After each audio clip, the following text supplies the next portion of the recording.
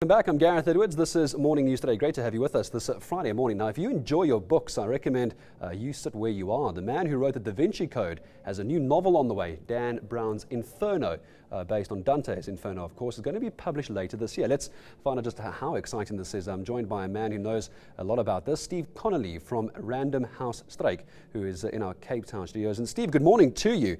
For Dan Brown fans, this is wonderful news for 2013 morning.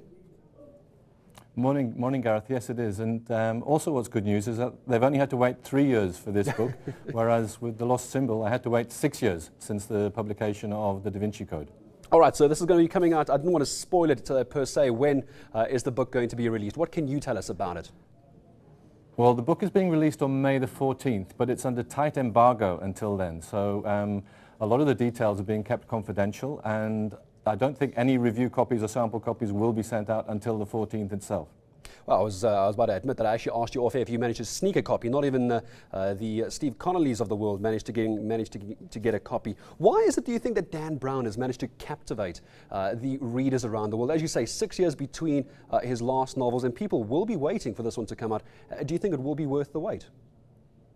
I think so, yes. I think people like a mystery, and this one is going to go back into the Da Vinci Code type of environment where Robert Langdon is the principal character again, and it returns to Europe, whereas the last one, The Lost Symbol, was set in Washington, D.C. So I think people enjoy the history, they enjoy the sense of location. His sense of pace is excellent in terms of plot planning, and he just likes to create a lot of complexity and codes in his work as well. Well, this is the man who also brought out the highly controversial, I think if I can use the term, Angels and Demons, which often ends up becoming movies. That's how popular and how powerful Dan Brown seems to be. Do you think something like this could go as far as our movie screens? I think almost certainly, yes. And with regards to the way that perhaps he's going to be writing this as well, do you think he's going to be changing his style, or is he a man that tends to stick with what works, or is he going to surprise people when they pick up the book? I think he's got a formula that works well. It's sort of it takes people into lots of corners and lots of hidden tunnels of plot, and taking this back to Europe, as you say, it's called Inferno. We actually don't know what the plot outlines are going to be, whether it's going to be a 3-book trilogy like the Divine Comedy that Dante's Inferno comes from, or whether it's going to be about perhaps codes within the existing manuscripts of Dante's Inferno. Who knows at this stage?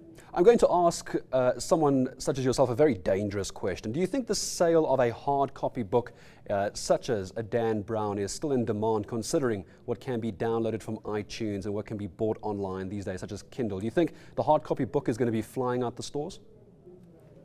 It's a very good question, a very valid question. When The Lost Symbol was published in South Africa, we sold 60,000 copies of the hardback. Here, I think it's a question of mix, really. I would expect there's a very good chance we could sell perhaps 50,000 copies of the hardback and probably up to 20,000 copies of the ebook. So there's definitely a swing where more and more people are actually taking the opportunity to download the ebook, but a lot of people are tactile. They like to get their hands on the physical book as well. So I think the two will go hand in hand. All right, this is the final question to you, Steve. Putting your head on a block, do you think this could go to the #1 readers lists around the world? A bit early, I know, but what are you seeing in your crystal ball? I think almost certainly. If you look at The Lost Symbol, it was #1 on the New York Times bestseller list for 6 weeks in a row, and it was on the top 10 for quite some time. We had enormous success last year with the 50 Shades trilogy, where all 3 books were in the top 5, and generally one of them was the top 1 for many, many weeks. So I think there's a very, very good chance worldwide, and also in South Africa, it will be a #1 bestseller. All right, so May 14th, I think, is what the world is now waiting for. Steve, a huge pleasure talking to you. Thank you for coming in. Steve Connolly speaking to us about Dan Brown's upcoming novel from Random House Struik in our Cape Town studios, the publishing house that will be bringing in the new Dan Brown novel, Inferno.